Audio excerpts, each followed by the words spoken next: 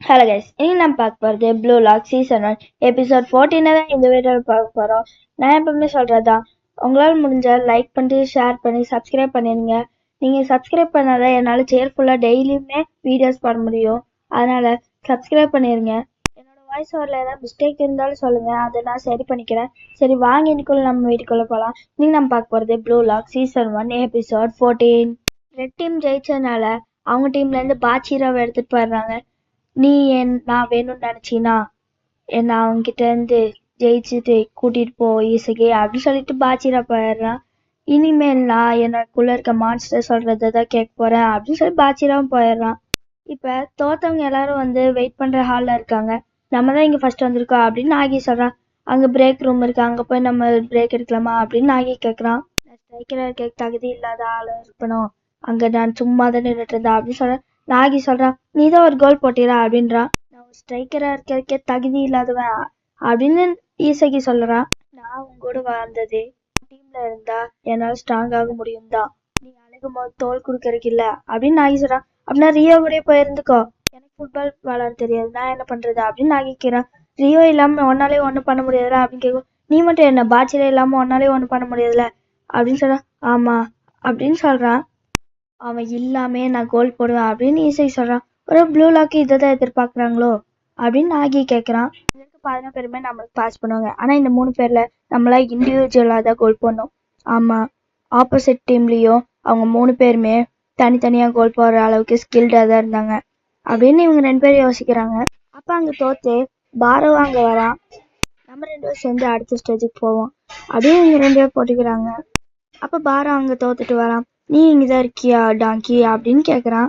இங்க நான் தான் கிங் அப்படின்னு பாரவ் சொல்றான். அப்படியா கிங் சார், அப்ப ஏக்கு நீங்க இங்க வந்தீங்க அப்படின்னு நாகி கேக்குறான். இங்க நான் தான் எப்பவுமே பெஸ்ட்.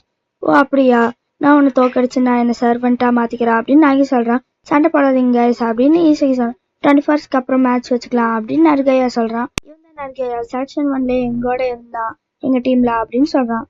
4 கோல் போட்டான், ஆனா ஆப்போசிட் டீம் ஃபர்ஸ்ட் 5 கோல் போட்டதுனால பாரவை சூஸ் பண்ணல, ஏன்னா அவன் ரொம்ப செல்ஃபிஷா இருந்தா அப்படின்னு சொல்றான். நீங்க 2 பேரும் இல்லைன்னா நான் என்னத்துக்கு ஜெயிச்சிருப்பேன் அப்படின்னு சொல்ல, நீங்க சொன்ன கரெக்டா இருக்கீங்க சார் அப்படின்னு அவனும் சொல்றான். எங்க கூட மேட்ச் விளையாடணும்னு நினைச்சீங்கன்னா வந்து சொல்லுங்க அப்படின்னு பாரவ் சொல்லிட்டு போறான்.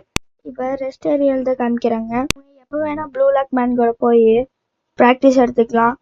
இப்போ இங்க நான் தோத்துட்டேன்னா, நாளைக்கான மேட்ச்ல நான் இப்ப தோத்துட்டேன்னா அவங்க ஒன்ன சூஸ் பண்ணிடுவாங்க, என்னோட கரியர் இதோட முடிஞ்சு அப்படின்னு ஈசகி சொல்றான். அதனால நம்ம ஜெயிக்கிறதுக்கு தான் பார்க்கணும் அப்படின்னு நாகி சொல்றான். வீக்கஸ்டான பிளேயர் கூட ஆடக்கூடாது, ஸ்ட்ராங்கஸ்ட் ஆடணும், ஏன்னா அதுல இருக்கக்கூடிய வந்து நம்மளுக்கு ஃப்ரெண்ட் ஆக போறான் அப்படின்னு சொல்றான்.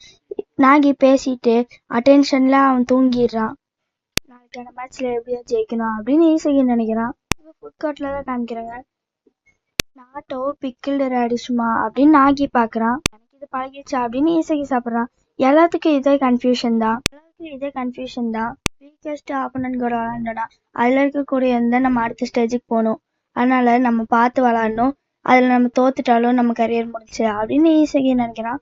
இப்போ அங்கே ப்ளூ லாக் மேன் கூட அவன் ப்ராக்டிஸ் எடுத்துட்டு இருக்கான்.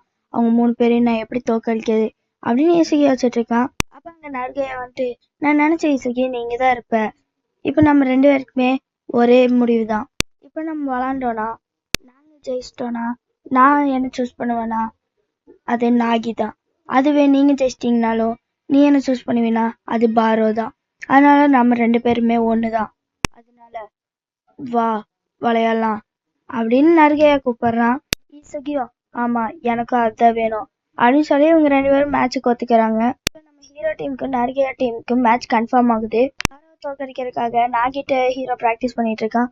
உன்னோட ஸ்கில் அவ்வளோ இல்லை ஈசகி, உன்னால பாரோவை தோக்கடிக்க முடியாது, அவனோட ரேஞ்ச் 28 மீட்டர், அவனோட ரேஞ்சுக்கு அவனை போக விடக்கூடாது அப்படின்னு ஈசகி சொல்றான். நான் பாரோவை பாத்துக்கிறேன், அவன் கொஞ்சம் காம்ப்ளிகேட்டட், நீ நர்கையா பாத்துக்கோ அப்படின்னு நாகி சொல்றான். சரின்னு ஈசகி சொல்றான். பாரோவை தோக்கடிக்கிறதுக்கு நான் ஏதாவது பிளான் கண்டுபிடிக்கிறேன் அப்படின்னு ஈசகி சொல்றான். நாளைக்கு அந்த மேட்ச்ல நான் எப்படியாவது ஜெயிக்கணும் அப்படின்னு ஈசகி நினைக்கிறான். நாளைக்கு அந்த மேட்ச்ல நடுவில் வராது டாங்கி அப்படின்னு சொல்றான்.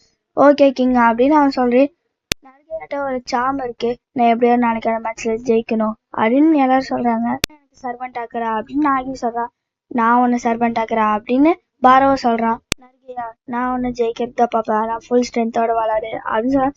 சரி அப்படின்னு நர்கையா சொல்றான். இப்ப நாகிட்ட தான் இருக்கு, ஒன்னா ட்ரிபிளிங் ரொம்ப மோசமா இருக்கு, இதெல்லாம் என்ன தடுக்க பத்தாது அப்படின்னு சொல்லி பாரை எடுத்துட்டு போயிடுறான். இப்ப நர்கையாட்ட பாஸ் பண்ணுவானா இல்ல அவனே எடுத்துட்டு போவானா அப்படின்னு பாக்குறான். ஆனா பாரோ 29 மீட்டர்ஸ்ல இருந்து கோல் அடிக்கிறான். அதுவும் கோல் போயிருது.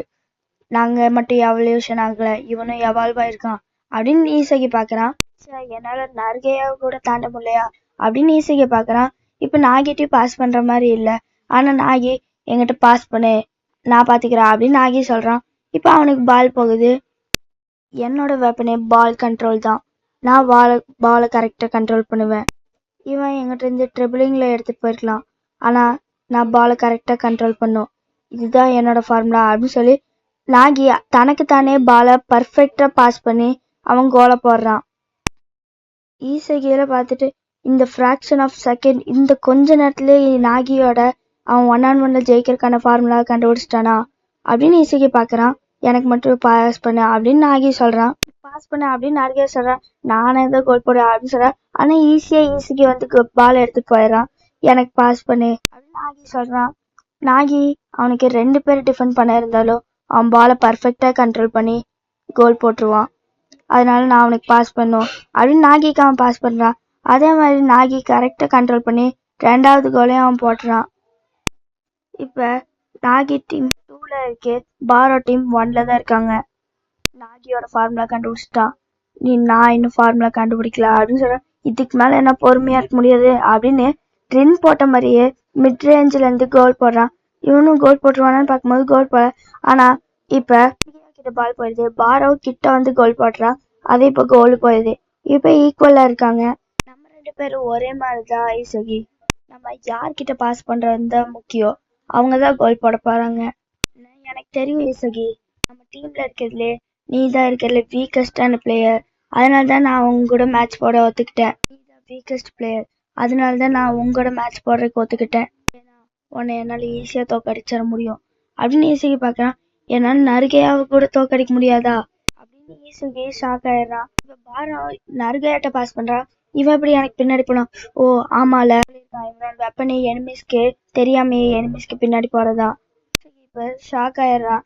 நர்காமையை கூட என்னால தோக்கடிக்க முடியாதுன்னு. இதோட இந்த எபிசோட் முடிஞ்சுங்க. 11 பிளேயர்ஸ் இருக்கிற கேம்ல தான் ஹீரோட வெப்பன் சூப்பரா யூஸ் ஆகும். அதுவே அவனுக்கு யாராவது பாஸ் பண்ணாங்கன்னா அவனால டைரக்ட் ஷாட் அடிக்க முடியும். இந்த 2 பிளேயர்ஸ் கேம்ல தனியா போய் தான் கோல் போட முடியும். அதனால இவங்க தோக்குறாங்களா ஜெயிக்கிறாங்களா என்ன நடக்குதுன்றத அடுத்த எபிசோட் பார்த்து தெரிஞ்சுக்கோங்க. உங்களால முடிஞ்சா லைக், ஷேர் அண்ட் சப்ஸ்கிரைப் பண்ணிருங்க. ஏன்னா அது எனக்கு ஒரு மோட்டிவேஷனா இருக்கும்.